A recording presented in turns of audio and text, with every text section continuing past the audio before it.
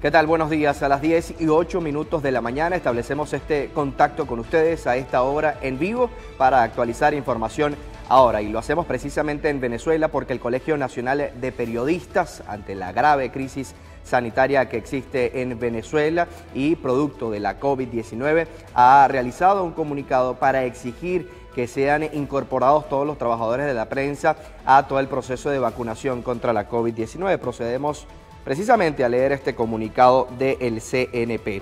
La Junta Directiva Nacional del Colegio Nacional de Periodistas, en una reunión efectuada durante el jueves 25 de marzo ante la grave situación de salud pública que representa la oleada de infecciones y muertes producto de la COVID-19, acordó exigirles a las autoridades sanitarias del país que por encima de cualquier consideración de tipo político se les dé entrada a las vacunas del programa COVAX de la Organización Panamericana de la Salud, que cuentan con el aval científico de importantes universidades del mundo y de compañías farmacéuticas reconocidas y que se incluyan al gremio de periodistas, reporteros y trabajadores de la prensa en los sectores priorizados para la vacunación. Parte entonces de este comunicado que daba a conocer precisamente en las últimas horas el Colegio Nacional de Periodistas. También desde Venezuela vamos a conocer información que ha ocurrido en las últimas horas en las regiones de nuestro país.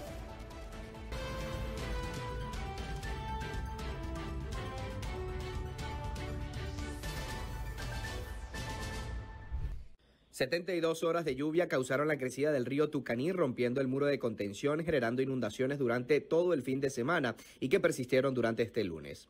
Las casas de por al menos 600 familias del municipio Sucre del estado Zulia están bajo las aguas, así como las siembras de plátano, principal actividad económica de la zona. Hasta el momento no se han presentado las autoridades regionales con la maquinaria para tratar de desviar de nuevo el cauce del río, explicó el alcalde de la localidad, Jonis González, quien además calificó de difícil la situación. El Colegio de Odontólogos del Estado Carabobo reiteró que el gremio está especialmente expuesto a la COVID-19, ya que durante el abordaje se mantiene en contacto directo con los fluidos de los pacientes.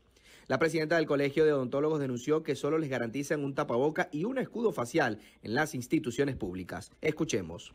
19 odontólogos muertos, fallecidos por COVID-19 en el Estado Carabobo.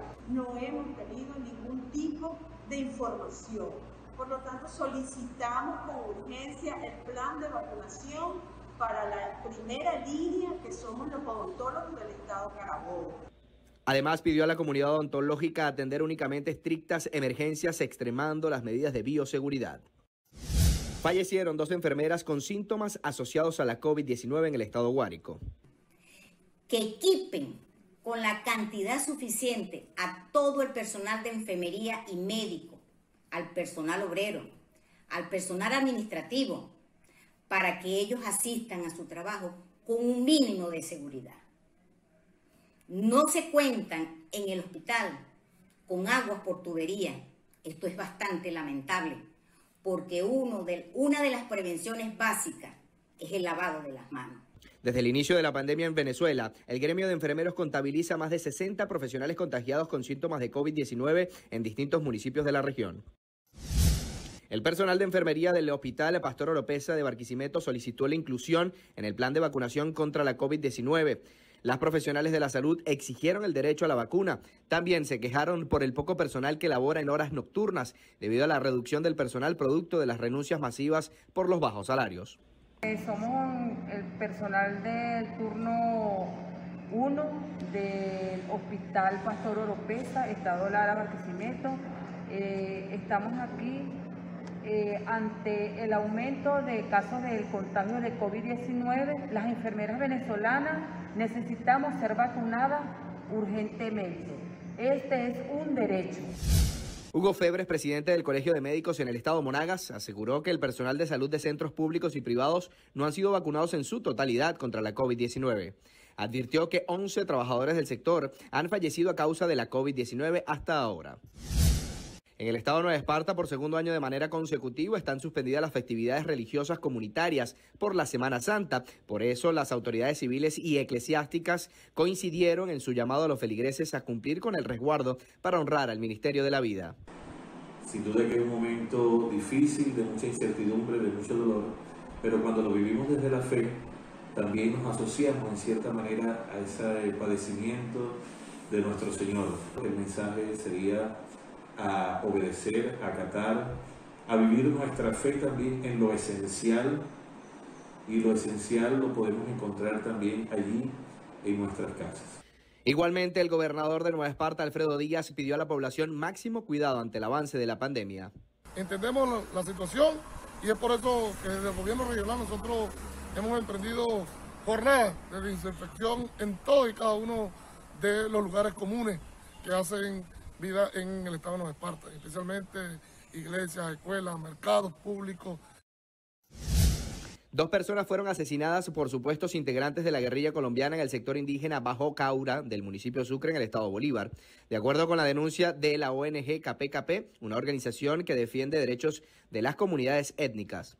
El hecho ocurrió en la mina El Quino. En medio de una discusión, supuestos integrantes del Ejército de Liberación Nacional atacaron a disparos a un pequeño campamento minero y asesinaron a la pareja. 5 privados de libertad se fugaron del destacamento de la Guardia Nacional en Tucacas, estado Falcón. Los efectivos militares se percataron desde la fuga masiva tras el pase de números a las 6:45 de la mañana. Los evadidos fueron identificados como Rafael Prieto Pérez, Luis Daniel Sarmiento, Omar Antonio Medina Colmenares, Félix Osvaldo Gutiérrez Medina y Xavier José Querales Navarro. El Comando de Guardia Nacional activó el plan de reacción para tratar de recapturar a los fugitivos. Según un informe del Observatorio de Violencia del Estado Trujillo, esta región andina del país indicó que posee los 2 municipios más violentos de Venezuela, La Ceiba y Andrés Bello. Han generado hechos de violencia en las diferentes modalidades. Sigue resaltando el homicidio en la zona baja del estado Trujillo, sobre todo municipios de Andrés Bello, y siguen también presentándose algunos hechos de muertes por averiguación, y significa esto que inclusive seguimos teniendo algunos suicidios en el estado. Seguiremos monitoreando, informando a la colectividad sobre cómo es el comportamiento al cierre del trimestre. Indicó que en el año 2020 el municipio de Andrés Bello registró 312 muertes por cada 100.000 habitantes y La Ceiba una tasa de 152.5, un número elevado en comparación con otros municipios del país. La Universidad de los Andes conmemora 236 años de su fundación. Fue reconocida como una de las casas de estudios más importantes del país y, según su rector, Mario Bonucci, en el presente es víctima del abandono gubernamental y la delincuencia. Nuestra universidad llega a 236 años de historia en medio de la situación más difícil que le ha correspondido atravesar.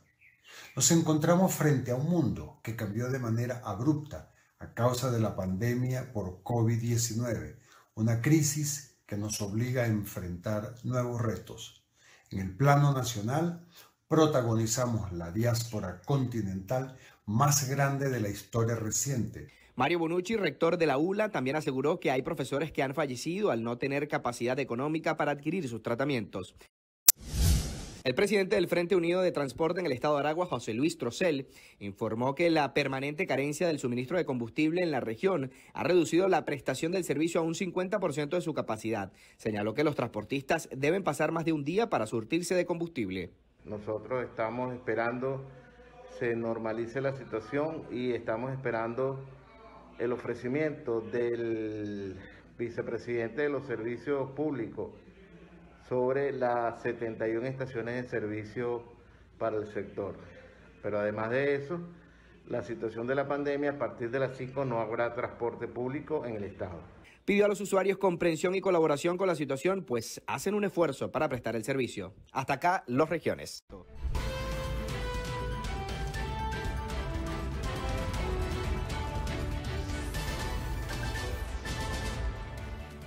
Bien, y luego de este recorrido a través de las regiones de Venezuela, vamos a hacer un contacto con Sofía Pisani, nuestra colega de La Voz de América, para conocer la agenda del día en Washington, D.C.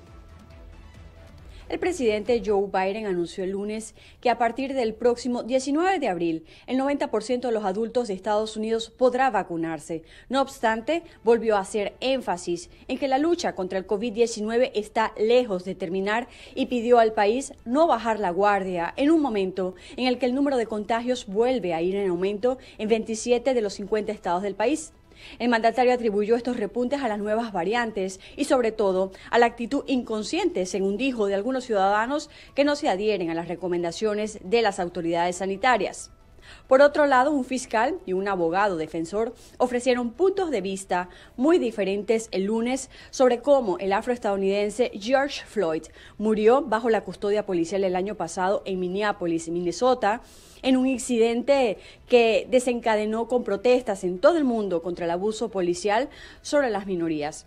El fiscal estatal Jerry Blackwell acusó al ex oficial de la policía de Minneapolis, Derek Chauvin, de asesinato al usar fuerza excesiva e irrazonable cuando inmovilizó con una rodilla al cuello de Floyd en una calle de la ciudad durante unos 9 minutos, después de que un comerciante cercano acusó a la víctima de intentar usar un billete falsificado de $20 para comprar cigarrillos.